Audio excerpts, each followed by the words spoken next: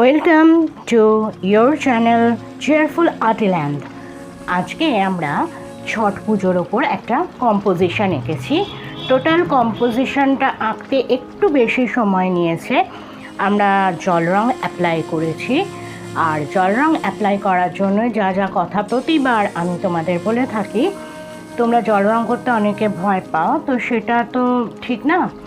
জল রং করার সময় প্যালেটে রং নিয়ে, তুলির ডগায় জল নিয়ে প্যালেটের মধ্যে যত খুশি রংটা গোলো।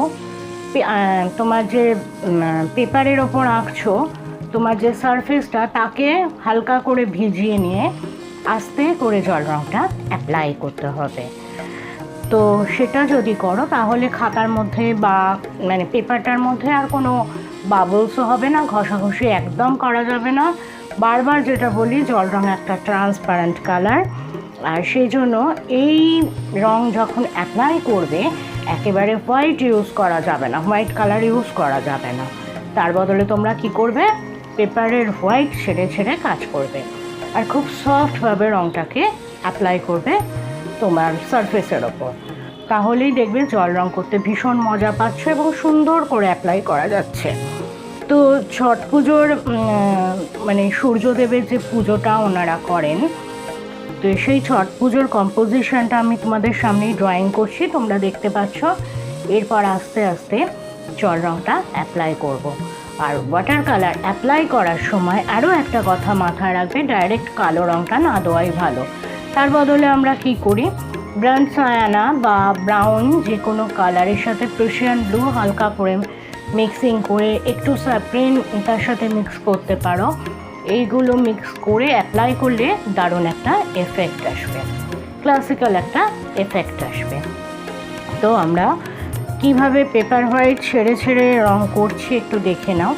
আজকের ভিডিওটা একটু লং হবে, কিন্তু একেবারে স্কিপ করে যেও না, বা পুরো ভিডিওটা দেখার চেষ্টা করো, তাহলে ড্রয়িংটাও তোমরা ভালো করে করতে পারবে আর ওয়াটার কালার অ্যাপ্লিকেশনটাও ভালো করে শিখতে পারবে। তো আমরা একটি লোক এবং তার স্ত্রী দুজন পুজো করতে গেছে, জলে নেমে ছট পুজো করছেন ওনারা, এরকম একটা কম্পোজিশন করিয়েছি, দেখিয়েছি। পেছনে সূর্য দেবতা রয়েছেন। তো তোমাদের ফুল ভিডিওটা ভালো করে দেখো, কালার অ্যাপ্লিকেশন শেখো। ড্রয়িং করার সময় অবশ্যই পেন্সিল ওপর দিকে ধরবে, নিচের দিকে কিন্তু ধরো না, এটা রং প্রসেস। আর অনেক ভিডিওতে দেখি আজকাল স্কেল ফেল দিয়ে টেনে টেনে লাইন করছেন, অনেকে কুঁড়ে ঘর আঁকছেন, এটা একদম রং প্রসেস। যারা যারা প্রকৃতপক্ষে পেইন্টার বা আর্টিস্ট, তারা কিন্তু কেউ স্কেল ইউজ করেন না, ঠিক আছে? তার বদলে কি করেন, প্রচুর ফ্রি হ্যান্ড ড্রয়িং প্র্যাকটিস করেন।